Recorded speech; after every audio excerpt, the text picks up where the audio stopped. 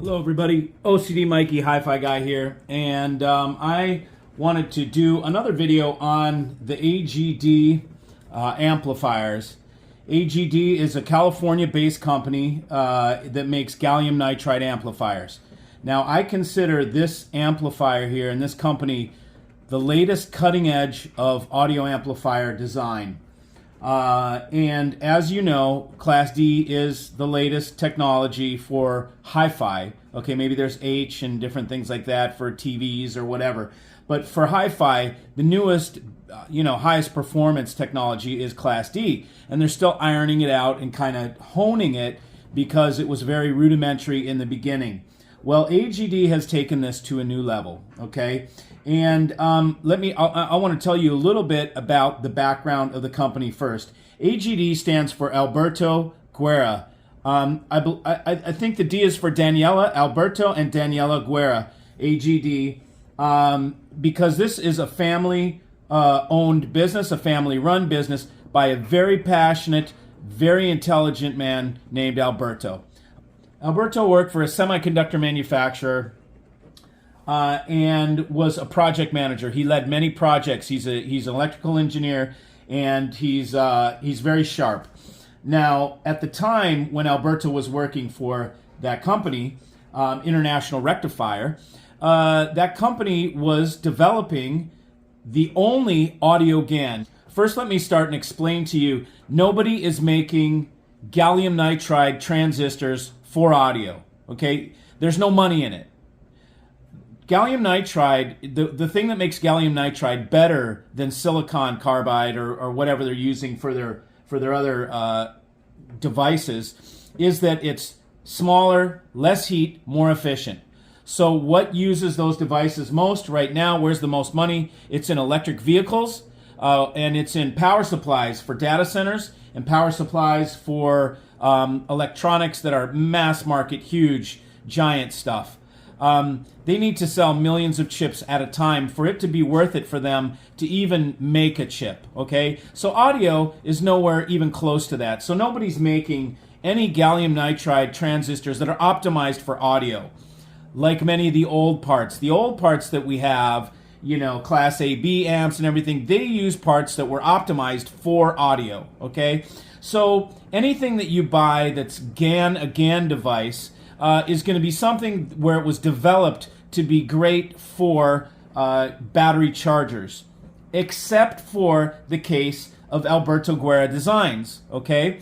What happened was he was working at the International Rectifier, and in was coming a big company, Infineon, from Germany, and they were coming to buy International Rectifier. Now, at the time, International Rectifier was working on a project. It was an audio project for a very, very big company in America that would have bought millions of chips, okay? And so it was worth it for them to go ahead and develop an audio type GaN device because the payoff was right there, and they were in development, and that company that was a big company that was working on a certain project decided to shelve that project back in the day, and they decided to go in favor of, instead of a hardware solution, in a software solution or a service-based solution.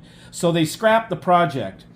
Alberto, realizing that these devices were sitting there, and is coming the big company, getting ready to take over this company, he knew, or he hedged, that these parts would be scrapped, that they would scrap the design because it's a large German company that's coming in to take over a smaller company.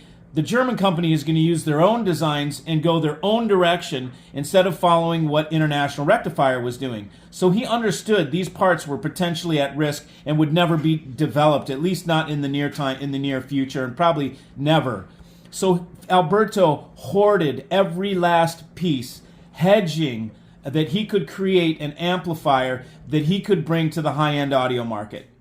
Okay, so here's a guy who is a sole person working for a paycheck for a semiconductor manufacturer who hedges that he can do a good job developing an amplifier, and he goes ahead and spends a lot of money for a huge amount of these GaN transistors. He spends the next couple of years in development developing an amplifier based on his knowledge and consulting with some of the best in the industry. Okay, and what he came up with was this device here, which is called the GAN-FET or the GAN tube device. Okay, and what Alberto did was he took a circuit board, as you can see here. He took a circuit board and he put that inside a KT88 package, a glass envelope. Okay, so this has an LEDs on the side to make it glow.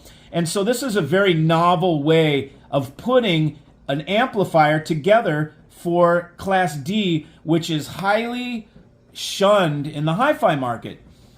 This is a way for people to not have, they can still enjoy the glow of tubes, because everybody loves, not everybody, but most people love the glow of tubes in a dark room. It's very seductive and cool looking. It's a piece of art. It's very pretty.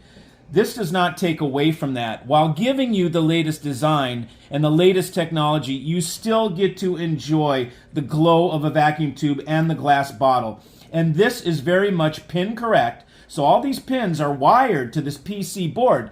Think about the ingenuity that it took to take this PC board and figure out the wires coming off it and then hand wire them to these pins individually so that you could plug it into a receptacle such as this amplifier, and here is your complete output section. When I pull this out comes the whole output section. So if something, let's say the amp blows, which I've not seen happen, but if something happens to the amplifier, you just pull this tube out and replace it with another tube, and bam, it's fixed. So this saves on repair costs, shipping back and forth, and all this kind of stuff. This is a brilliant idea for people in the field to just swap out the amplifier section just by pulling the tube and putting it back in. You can take care of that. On another note, what this does, this design separates the amplifier section, as you can see, from the power supply, because everything in here is power supply. These are filter capacitors. There's the little input section, as you can see on back here. There's a small input section that feeds the input section of the amplifier. But other than that, the whole amp section is on the outside. So it separates. It's like having a dual chassis amplifier, except you don't need a dual chassis because your amp is right out here away from the EMF and everything that's contained within the power supply. Okay, so we've got that going for it too. This is Class D. It is gallium nitride, and it is the only gallium nitride amplifiers in existence that use a transistor that was developed for audio. Everybody else, I mean everybody else, is using transistors that are gallium nitride that are optimized for battery chargers, period. This is the only device and the only company that has audio developed gallium nitride transistors. I know I just said it 3 times, but I want to make sure you guys understand what I'm talking about, okay? That's what makes AGD stand out from any other gallium nitride design. These are the only ones designed for hi-fi. That's why I adopted these. I took them in. I sell these things. I stand behind them. I put my name and my seal of approval on these amplifiers. They went through the gauntlet with me. The very first time I got one of these amps, I got the Vivace, which is a bigger one. It was so impressive looking that I couldn't listen to it because I was so overwhelmed by the novelty of this tube and this thing. My expectations were through the roof. I called Alberto and I said, man, I hope your amp can stand to the look, because this design has got my expectations up through the roof, and your amplifier better deliver the goods. I listened to it the next day after I'd chilled out and it had worn off about how this looked, and bam, it was the best sounding amplifier in its size range that I had heard. Okay, yeah, is the giant $80,000 Playback Designs a stronger, better performing amp? Sure, but that's $80,000. This is less than 1/10 of the price. This is $7,500 per pair of monoblocks that are 100 watts per channel at 8 ohms. Okay, enough for most any speaker. I've used these on Magnepans before. They work great. Not on the big ones, but on like the 1.7s, you can use these no problem. So I wanted to just talk and tell you guys, actually more so, tell you about this design, AGD. I've told you about it before. I've carried it for several years, but I'm not sure it really sunk in. Now Alberto's been going to the shows. I mean, he was going all along. He's going every single show, and it's starting to sink in with people. This company will hit a point of critical mass where it will take off because people will realize these are the best designs out there and the cutting design of amplifier technology. I had a chance yesterday to compare this to a 300B $10,000 monoblocks that were 300Bs and actual real vacuum tubes, and this thing absolutely smoked it. And you'll see a video soon. Subscribe to this channel and wait for the next video, because coming up later this week, you will see a comparison between this amplifier here and a $10,000 pair of 300B amps with $1,000 worth of tubes in each amp. I mean, the good tubes. And this thing literally smokes the pants off it. It's clearer, it's more definitive, it's more balanced, it's not as mid-range full. It's easier to listen to. I connected to the music better, and we used it on the Feastrex drivers. You guys will hear that soon, but I wanted to bring this to your attention before I show you that video, so you know what it is you're looking at in this comparison. And you are looking at the gallium nitride AGD design, the GaN FET tube, and the GaN FET tube. So just wanted to let you guys know about that. If you want to know more about AGD, you want to pick up some of these amplifiers, there is this design. He also made another design that does not have the tube. So for those that are put off somehow thinking that, well, you know, it costs too much to put it in a tube, there's a less expensive one, and it has more power. It uses, actually the Tempo does use the same transistor. So there's one for less that has more power, but it's not as beautiful. It's a black box. If you want that one, call me. Those are $5,500 for a stereo amp. They're not monoblocks. Or you go to $7,500 for a pair of monoblocks like this.